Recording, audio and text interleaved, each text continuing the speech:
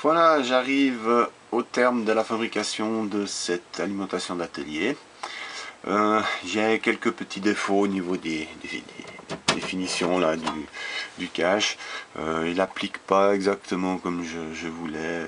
Bon, ma foi, j'ai voulu faire d'utilitaire, hein, j'ai pas fait une décoration de salon, donc je vais me contenter de ces petits défauts. Autre chose où je pense que ça va pas tenir très longtemps, c'est mon étiquetage.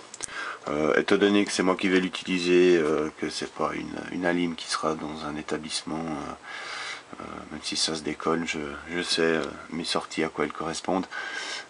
Même chose pour l'arrière, donc voilà, ça tiendra le temps que ça tiendra. J'avais dit aussi que la précision ne serait pas au rendez-vous. En fin de compte, c'est pas si mal. J'ai quelques petits problèmes de stabilité encore au niveau du PVM. Je retravaillerai, je pense, encore un petit peu le code pour avoir quelque chose de mieux. Si on regarde d'ailleurs mon multimètre, c'est pas ce qu'il y a de plus stable non plus, donc vous allez voir qu'on va très bien pouvoir se contenter de ce qu'il y aura affiché à l'écran. Voilà, alors on va le démarrer. Pour commencer. Voilà, donc là on a notre écran de travail. On a également en haut donc toute la partie ici, je reviendrai après dessus, en 230, et ici on a la possibilité de faire des mesures externes avec des écrans à aiguille. Voilà. Alors on va déjà regarder un petit peu au niveau des tensions ce que ça donne. Donc ici on a la sortie 12 volts. Alors l'alimentation n'est pas à 12 volts exactement. On a 11,65 et ici 11,66, donc on est quand même relativement assez précis. Là on voit que ça varie entre 65 et 66, donc on n'est pas trop mal. Ensuite la sortie 5 volts. Là on est à 5,29, entre 5,27 et 5,28, donc on est aussi pas trop mal.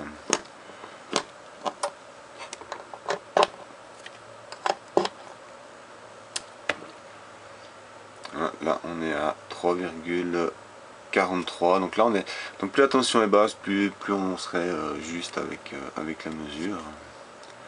Ensuite on a moins 5 et moins 12 volts, je ne vais pas revenir dessus. Et ensuite ici donc on a la sortie PVM. Alors il faut que je branche un consommateur dessus, donc c'est une ampoule, hein, ce qui est plus standard, une ampoule de voiture, 55 watts. Voilà.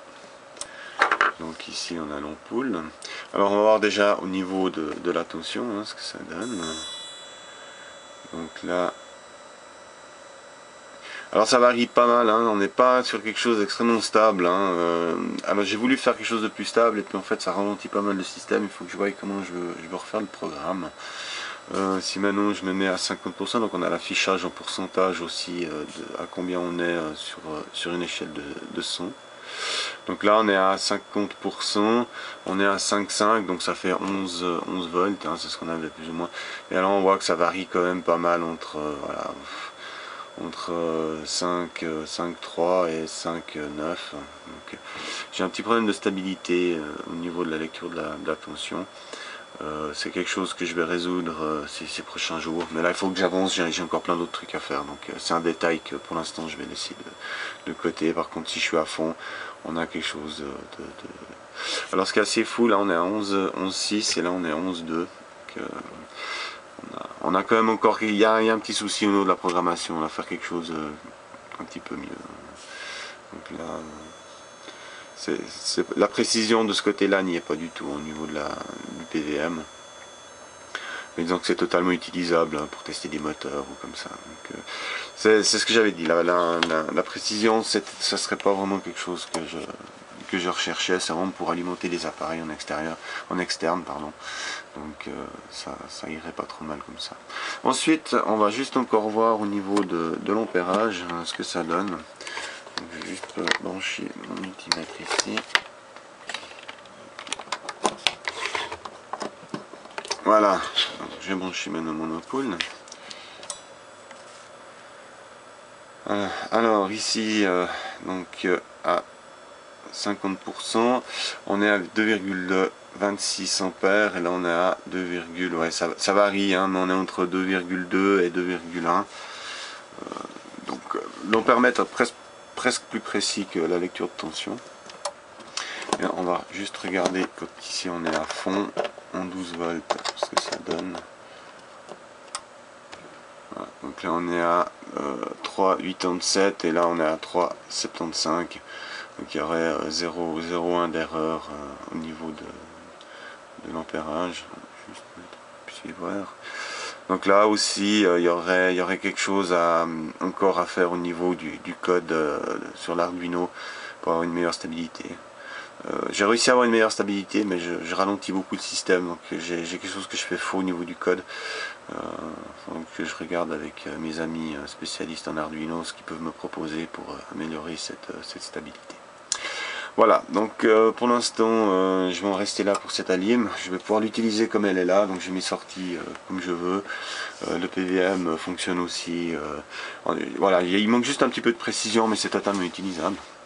Et après voilà, au niveau donc du 230, je voulais juste vous montrer comment ça va ici. Alors, rien de bien sorcier. Donc ici on a le variac hein, de 0 à 100. Hein, ici on tourne.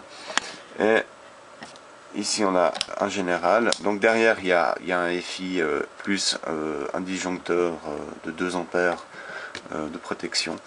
Et ici on a donc l'interrupteur général pour la sortie. Et alors j'ai pas grand chose à brancher pour faire pour l'ampèremètre.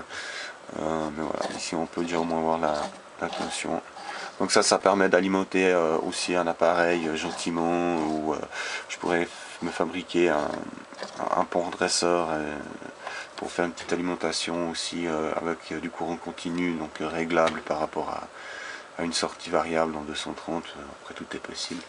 Mais disons que là c'était spécialement pour faire des recherches de panne, pour réinjecter du courant sur les appareils. Donc, ça aussi ça peut être intéressant comme sortie d'alimentation, et d'avoir un ampèremètre externe aussi pour pouvoir faire des mesures de consommation sur divers éléments. Voilà. J'ai toujours le multimètre bien évidemment à côté, mais c'est pas mal d'avoir tout sur une seule et même platine. Voilà. Donc je ne vais pas refaire de vidéo sur cette alimentation. Il y en aura parce que je vais l'utiliser. Je ferai peut-être plus tard une vidéo avec la modification au niveau du code, voir les différences qu'on a entre ce qui est maintenant et par la suite comment ça sera avec un nouveau code. Voilà, à tout bientôt.